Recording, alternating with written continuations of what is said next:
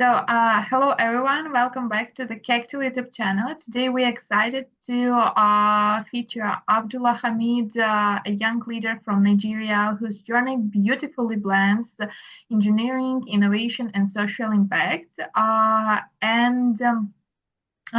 Also, we will discuss today with him about his journey, about leadership, about the Kectil program, about different projects that he did and doing. So let's dive into his story. Thank you very much, Abdulhameed, for joining us today, for being with us today. It's a big honor for our Kectil community. And let's start from your journey and motivation. So can you tell us a bit about your background and where your journey began? Okay. Um, I'm from Nigeria. I was born in Lagos, Nigeria, Lagos State, Nigeria. My father happens to be a medical practitioner, and my mom happens to be a nurse. So growing up, used to having to care for people, being concerned about people because that comes with their profession, and also taught that to me. And growing up, I saw my parents did things and it surprised me, but I got to understand that it's other than the profession requires that they have to care for people, it's also something that they are interested in doing. And they know that with little things like that, they can influence the lives of people. It goes that far in making people happy and giving people hope. So that has been something they've taught me growing up, and it has become part of me. And in Lagos, there's something we say in the streets of Lagos. So I've had my share of what the street offers you when you're growing up in the street of Lagos. And I've had friends lost to that cause. I feel I'm just lucky, even though yes, there's the background and the teachings that have been given to me, but I feel I'm also being lucky to be where I am at the moment because given the chances, I could be one of those who are lost to what the street offers you at that time. And I found it quite disheartening and heartbreaking. And it made me want to, in whatever way I can, help people, impact the lives of people. And it's no doubt when you show love to people in one way, it also comes back to you. There's this ripple effect, and that has been the motivation for me. Thanks a lot. Thanks a lot. And could you please tell us more detail what inspired you to study specifically mechanical engineer? So what was your motivation to study it? Okay, okay. Like I said, my parents were in the medical line, Mm-hmm. so and my dad used to have a patient over. He would take care of them at home, even at his workplace, and sometimes I would assist him in doing that. And I was uh trained in this medical line, so there was this thing that okay, when it's time to go to the university, it will be medical school. And my dad would always tell me about paying attention to details, being conscious of your environment. And these are things that you need in the medical field. You have to be conscious of even your patients, the environment they are in, Yeah. and how they are feeling. Even when they don't even say it, you should be able to tell, you know. And at some point, my dad didn't really feel like I could do it because he felt like it was really a demanding course and he wanted me. And at first, I was really angry because, I thought maybe he didn't really believe in me, but I felt it was the standards he has for me and how the kind of effort I've shown him. And it felt like there was more to me that I could do than what I was doing at that moment. So I finished secondary school, high school in 2016, and I actually did apply medicine, but I didn't get it. So at some point I felt, okay, let me go for agricultural science. yeah, you advised me to go for agricultural science. I applied also. I wrote the JAMB exam, the Joint Admission Matriculation Board exam. I didn't still get that course. And Mhm. at a point in time, I applied for mechanical engineering at a federal poly bidder, Niger State, Nigeria. I was given admission. I had even paid for the acceptance fee, but I went to it's just a year, 2 semesters. So so we after it was done, at that point I wasn't really I'd given up on the medicine and surgery, I felt I was really determined on actually making impact on myself and out there. So I felt Mhm. in any field I find myself, I could actually achieve that. So I applied for physics instead. I applied for Okay. physics because during the program you are given the opportunity to apply for 4 courses. So Mhm. yeah, so I didn't fill the four. I just applied for physics and then mathematics. So they were done with the program. Then when it was time for a new academic session, I checked my portal and I saw that I was given a. So I applied physics major and maths major, and when it was time for the new a new academic session, the school gave me mechanical engineering, and that was in 2018. So I started 2019 and now 2025. I'm in my final year and I just defended my final year project on Monday, which was 2 days ago. Yeah. So that was I got a master in mechanical engineering. Okay, thanks a lot for sharing that. And maybe do you remember the specific moment when you realized that you wanted to make a difference in your community to start any social project? So, what was that the moment? Um, I can't specifically say if there was a particular moment. For me, it was just, I feel it was just in my nature. I, I didn't like people being in bad situations. So that has always been me growing up. And I growing up I always found a way to help in every way. In fact, I remember growing up, my people around or my childhood friend would make it seem like I was too selfless. I was always putting people before me. And sometimes you deal with people, some people take advantage of that, and sometimes you feel bad. But if you're passionate about what you want, you just have to keep going and find inspiration and motivation from somewhere higher, sort of. So being my growing up, my parents put me in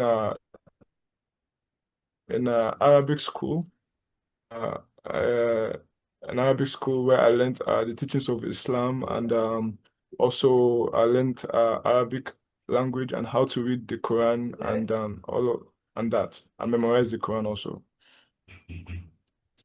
Great, So thanks a there lot. wasn't really a particular yeah. So there wasn't really a particular event. It's just in me, I suppose.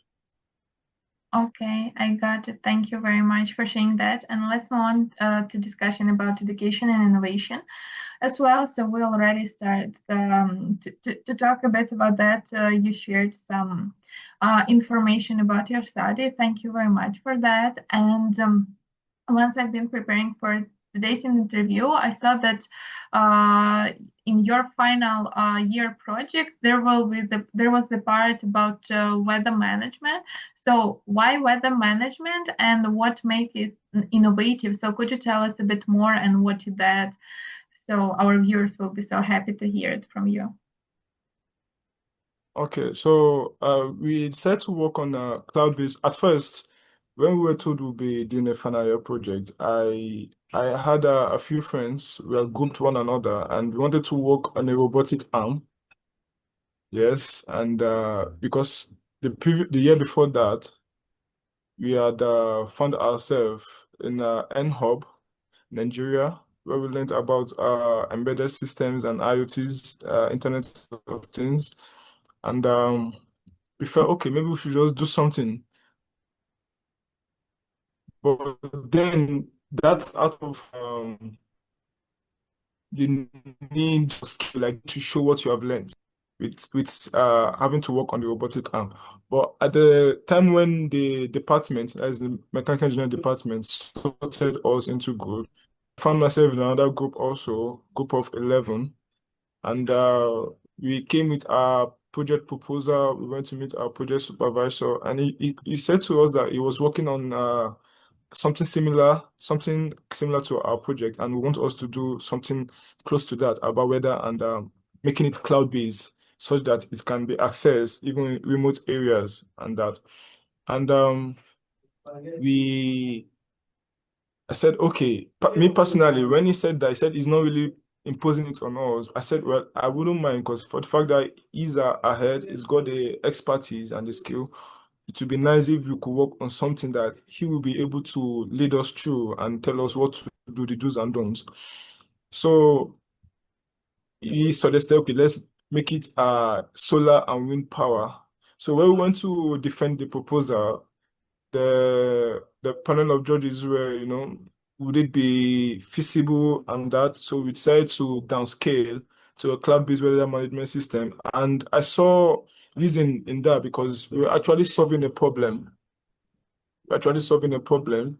And the problem being that there is we can't really get data on the weather parameters such as wind speed, rain gauge, wind speed, rainfall, and wind direction. It's not something you can lay your hands easily. And when you finally get the source, people pay a huge amount of money for that.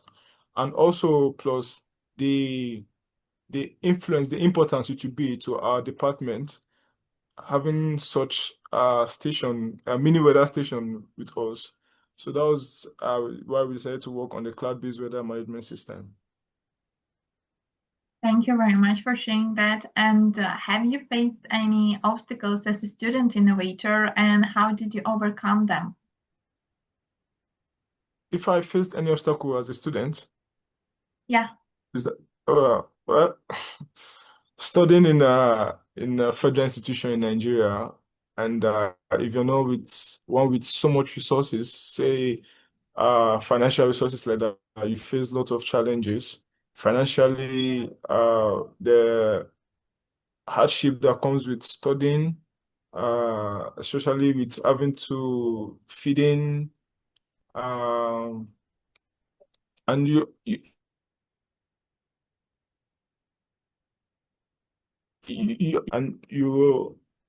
tell yourself you have to perform.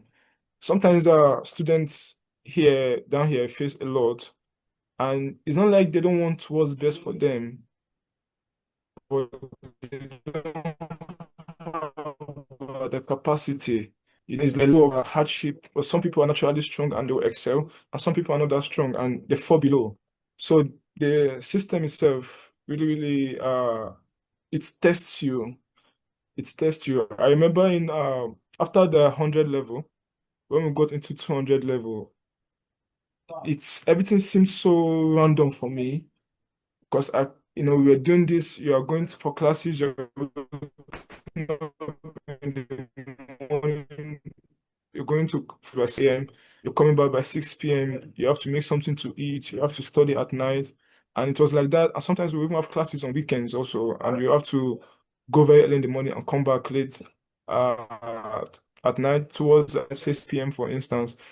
And before weeks into the semester, there's tests, there's practicals. You have to do all of that because if you don't do that, your grades will drop. And it's not like there's someone you can really go up to and say, okay, this is what you're facing, or it's hard for you to keep up and that. Well, but amongst some of us who were a bit quite intelligent than others, or say we had much brain power, we were able to help others also, such as doing tutorials and that. But the only challenge I face, other than say financial challenges at some instance, was the stress. And with stress, it accumulates and it tends to over time it accumulates that more like a geometrical progression. It's just takes you down at one point, and you just need someone or something to bring you up there.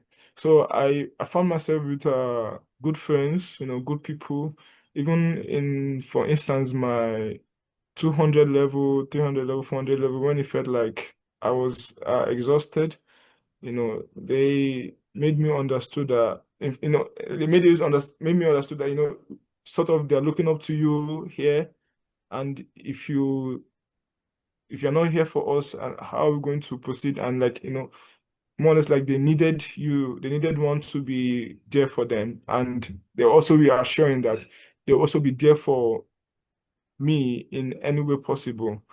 And that was it. That was it.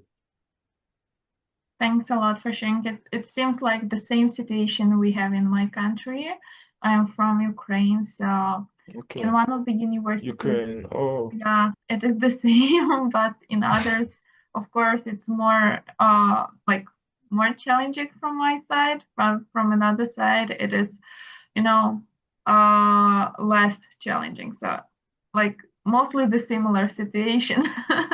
So yeah. I understand you with those things. Yeah.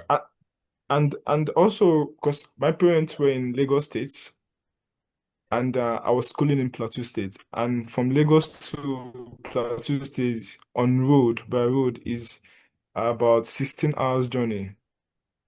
So I wasn't really going home often, and I didn't know that I missed home until people were actually telling me that I actually needed to go home. And even it's been 4 years now, getting to 4 years now that I've gone home. I'm hoping probably once I'm done with the project defense, the external defense, because we did the internal. Once I'm done with the external and the clearance, I'll probably get to go home, and see my Mhm. people. Yeah, I know how it is. I know. So let's move on to another question. So we're talking about engineering part and your study. So how do you see engineering contributing to solving real world problems in your country? Yeah, so most times when people hear about engineering, they feel you have to make something that moves, something physical, something mobile, or something that it has to be very, very technical.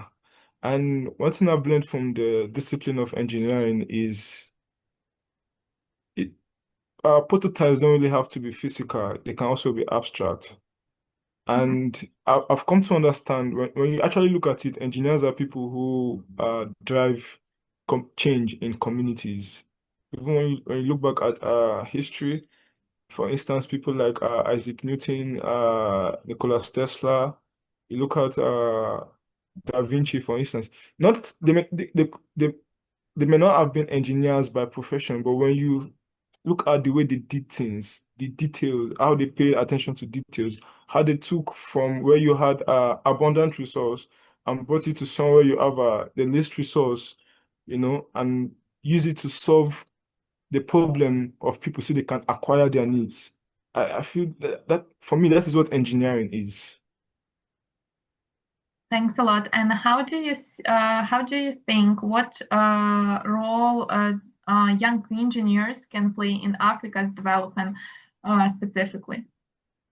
Okay, um, they can they can do a lot. Like for instance, I'm working on. I look to see that young engineers they play a very essential role in that they solve people's problem.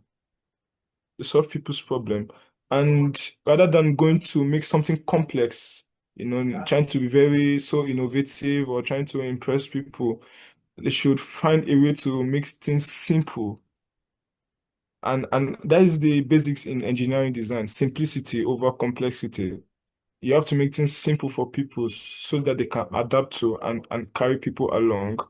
And which is why even while I was studying as a studying mechanical engineering, programs like Kectil, I felt like there was need for me to gain knowledge from such programs because I felt that was the bridge, such that you learn how to make things simple for people and carry them along, Mhm. basically.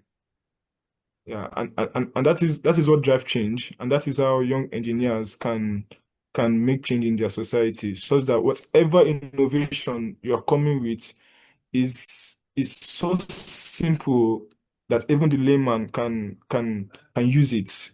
Because it's no use if you come up with innovation, you spend so much resources in coming up with a complex innovation, and people don't tend to benefit from it. It's not really it for me.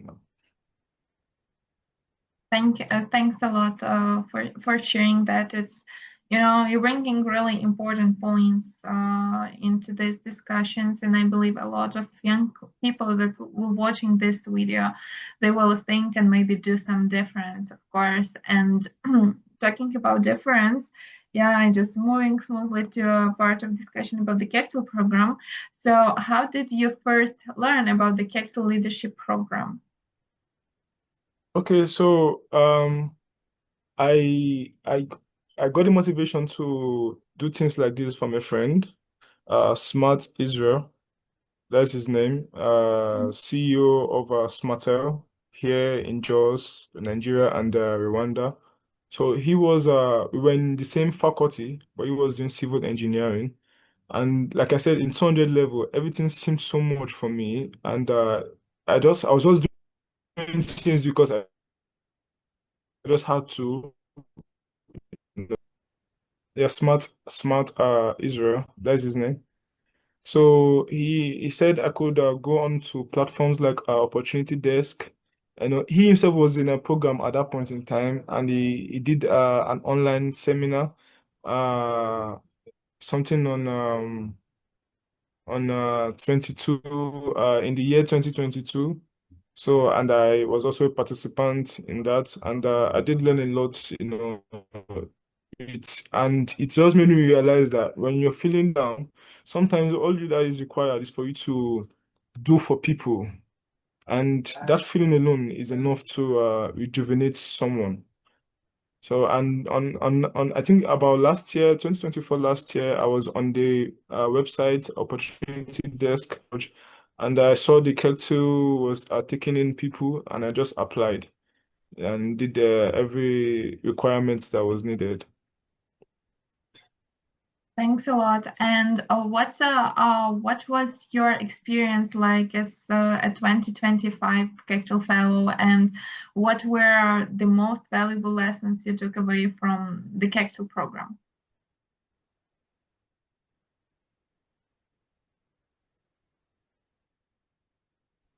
Do you hear me? Um, with the Yeah. Kectil program, I've learned a lot. I've quite answer with topics such as good governance, mental health, and corruption. You know, innovation and entrepreneurship. You know, yeah. So I did those assignments with the due diligence, and I did learn a lot from not just the way Kectil organizes its curriculum, that I also learned from that, and even from the materials themselves, and those are things that I feel I need to embed in the way I deal with things and with people, even with myself. And with the program, I've realized that with knowledge is a two thing. You know, it has a two sides. It has a two sides to it. With knowledge, it's you know so much. Yes, there's the benefit whereby you get to know so much. And if you are of one of wisdom, because for further you know so much, there's this difference between you and people you come across. Yeah. And if you're one of wisdom, is either one of two things. You either realize that you can't allow this difference cause a friction between you and them because you know so much. And it made me realize that is the responsibility that comes with knowing so much. it's one thing for you to know, it's one thing for you to be of us, or to be able to up to such a responsibility. So, and if we fail in that way, such that the fact that what we know causes also have a friction with people, then I feel it seems as if one is not qualified to have such knowledge, such power. So that is one thing I've learned from the Kectil program. And take for instance now, while we're growing up, we would always expect our parents to know more. And as a result of that, I was angry with them because we expected them to know more. Where in the actual sense, they didn't really know, especially with regards to our feelings and our emotions, they didn't really know that much. So it was, and but we assumed they knew more, they ought to do this, your dad ought to know this, your mom ought to know this, why are they acting in this way towards you? And naturally, you'll be angry with them. And that is what I noticed even when we are relating with people. People would be angry at you, and I feel that is part of the challenges that comes with knowing more than people. So, So, yeah. yeah, like I was saying, knowledge comes with the responsibility, and that we have to act up to, and that is it. Thanks a lot. Thanks a lot for sharing. And as far as I know, you also been hosted Making a Change 25 to raise awareness about CDGs. So my question will be, what inspired you to do this initiative, and what impact did the outreach have on your peers and community? So, I I just I growing up, my dad, my parents are medical in the medical line, and they would always tell of see other neighbors who happen to be dirty, and sometimes my mom will be like, "Why is this person like this and that?" And my dad was, in psychology, this and this and that. Sometimes it just happens, and you can't really be angry at them. If yeah, you might tell them, and they won't heed to your advice, but still, probably with time, over time, and that. And when we left the where we were staying then, because my dad got built his own house, and we had to move from there. And the way he was so passionate about where we were, the cleaning, the sanitation, and all of that. People thought he owned the compound. People thought he owned the compound, and whereas no, we were just tenants, like the others that were there. And when we got into our own place, it wasn't even up to 6 months. People will see him and be like, after you left, the place turned into something else. People neglected everything and that. And he would always tell me, when you find yourself in a place, take care of it as if it's your own. Take care of it as if it's your own. So I also coming down here to Plateau State from Lagos State, you observe the same thing in people also. And it's it's just up there, the issue is coming from up here, and we ought to address that. And it's you can't really go and be uh say violent. No, you have to take people through the process, and such is this awareness, letting people know, giving them resources, and at times, sometimes they don't even see what you see. So you have to make it what you're seeing, and they would then it now boils down to the fact that okay, maybe they really want that change that you're bringing to them. And I felt, well, among my peers, I realized we could start, speak with them. We could start, speak with people or speak too many people realize the dangers involved in these things because most times they just see it as normal occurrences, and you have to let them know it's not normal, such as one sharing what he has learned, sharing it with them, and also getting the necessary stakeholders that can bring about change in their community. And I also realized, just like I said from my dad, I also realized that the hygiene and sanitation of a people, to a larger extent, is a reflection of their mental health and vice versa. Thanks a lot. And I also know that you participated in different international competitions like the Istanbul Photo Awards and Yeah, Environmental Photographer of the Year. So could you share yeah. some of your thoughts of this experience? What was that like, and how did this experience shape your perspective as a Interesting. leader and innovator? And for those like the Goy Peace Foundation, I've always been interested in politics and governance because my parents would make me listen to the evening news, what's going on around you and that. So I felt if I found myself in a position whereby it could bring about change, it would be really, really important and necessary. So like I said, I got the motivation from my friend, so I was doing those competitions from time to time. I would go out, even with school.